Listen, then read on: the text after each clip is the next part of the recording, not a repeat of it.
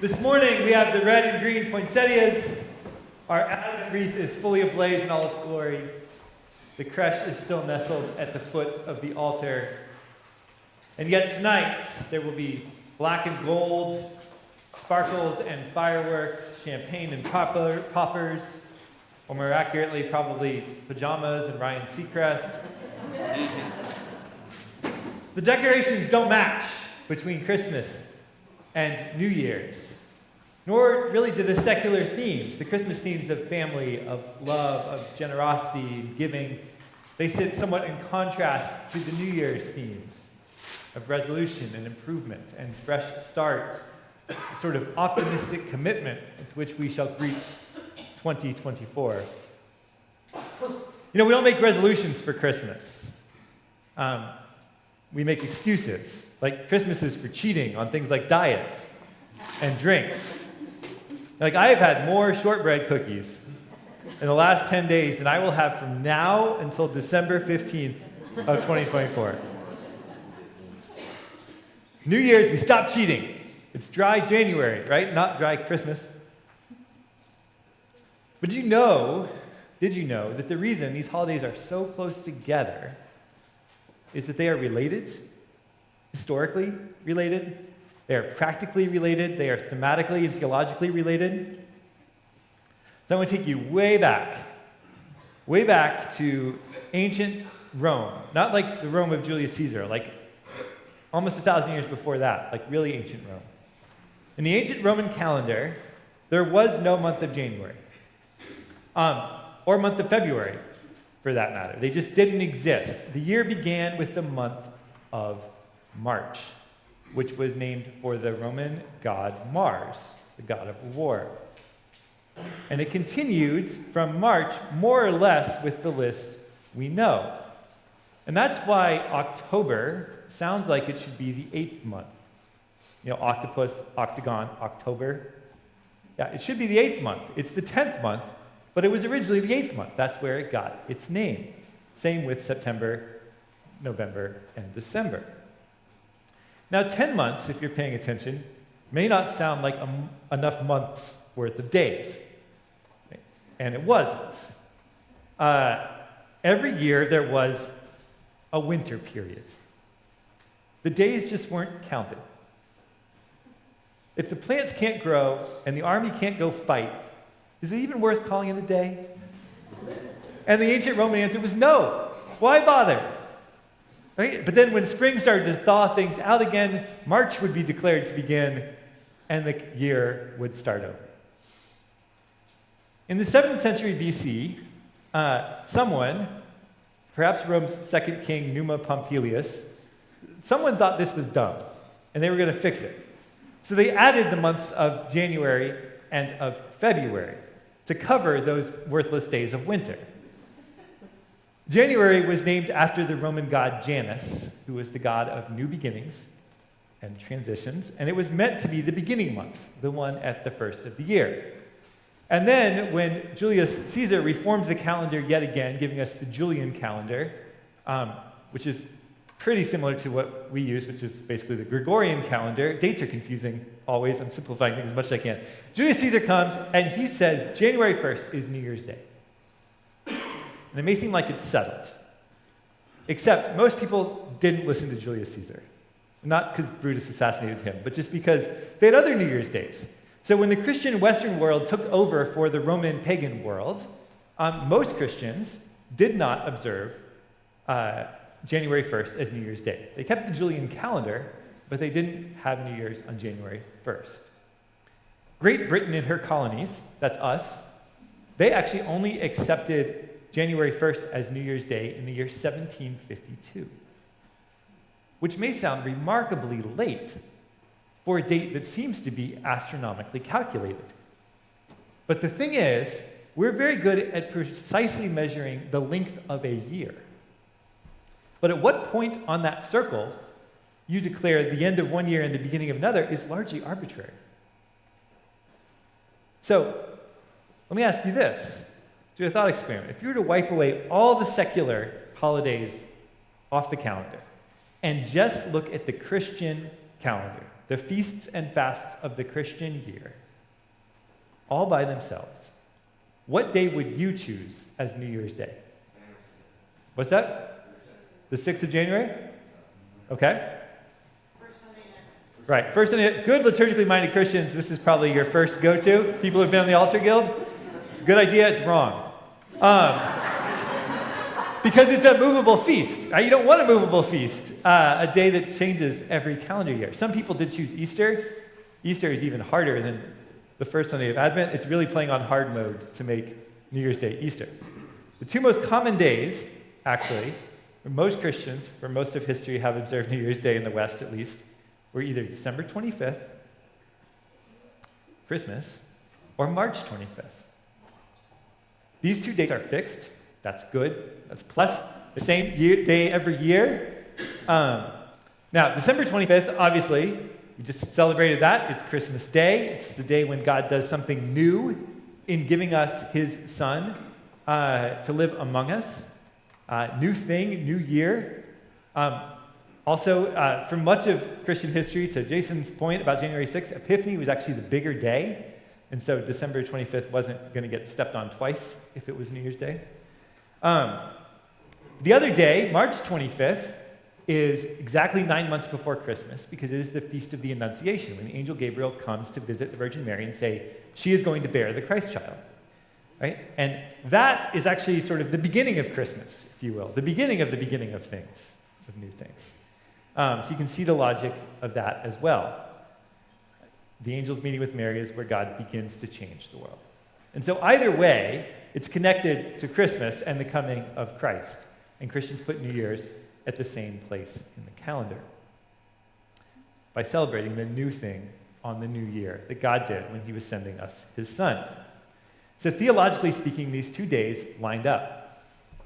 Now, we're not medieval Christians, obviously. For us, tomorrow, New Year's Day, is January 1st.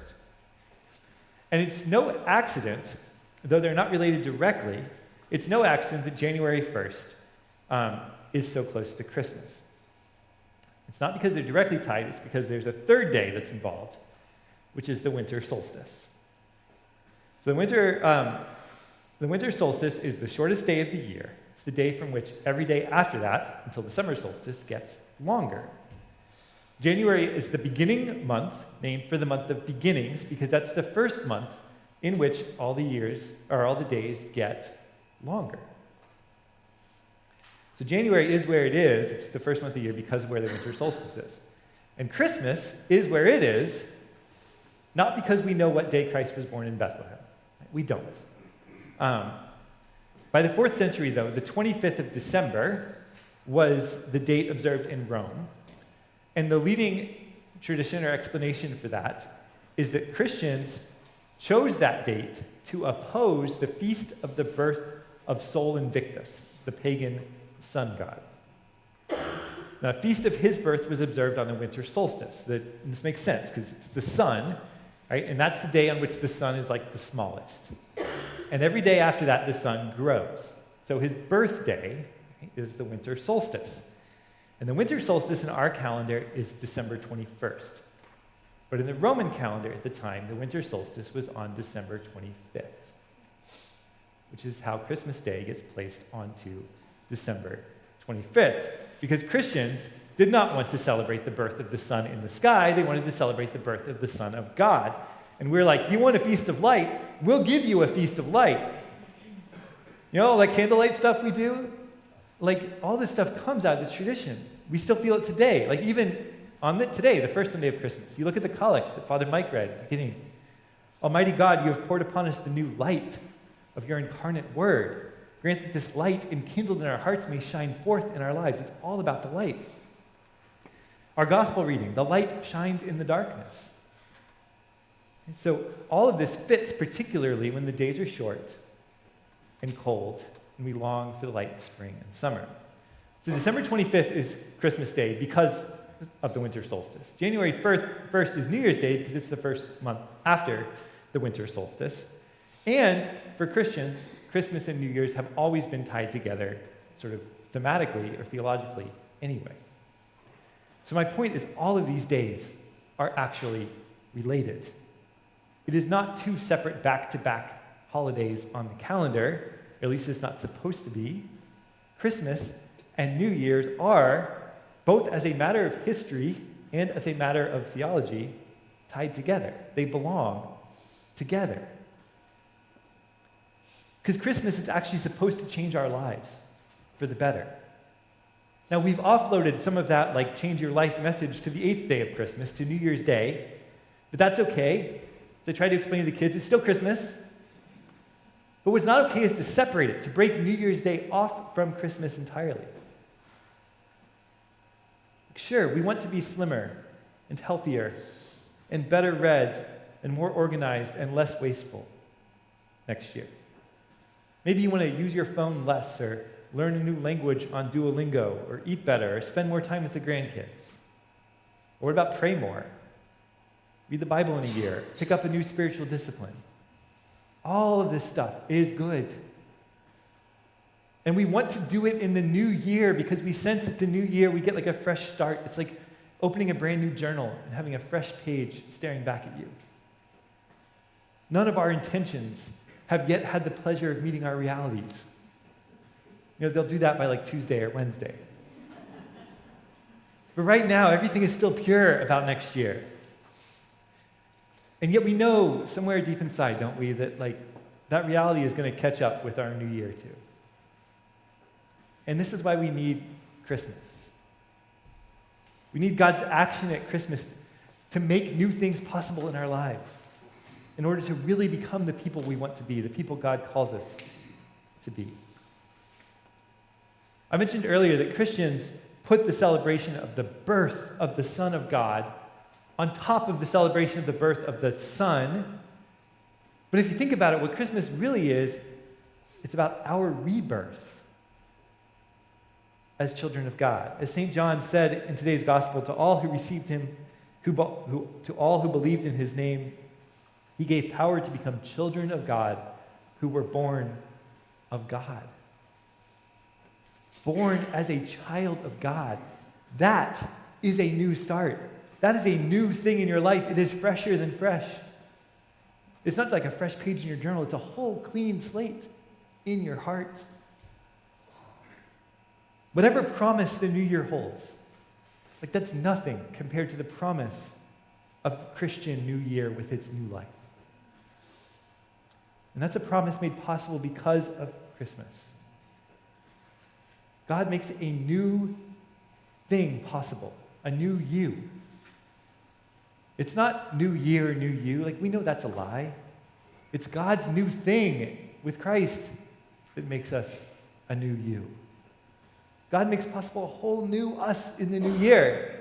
Because God always makes it possible. It's always the hope of our faith that we have forgiveness and second chances and the grace to do more and become more than we have yet become. Now, it's proper and it's right and it's thematically fitting to feel that potential, that promise in the annual rhythm of our common life at New Year's. It's proper to feel it at New Year's. It's possible. Well, because Christmas. So when the world wishes us a Merry Christmas and a Happy New Year, it means more than it knows. They go together. Merry Christmas. And because of that, may this new year be full of a new you. Turn it over to God this morning. Make a resolution to put him at the center of it. Don't turn your back on Christmas as you head off into 2024. Take the Christ child with you. God has made a resolution to love us. And he has kept that resolution in sending us Jesus Christ. Let it now be our resolution to let him change us more and more into the image of his Son. So Merry Christmas and Happy New Year.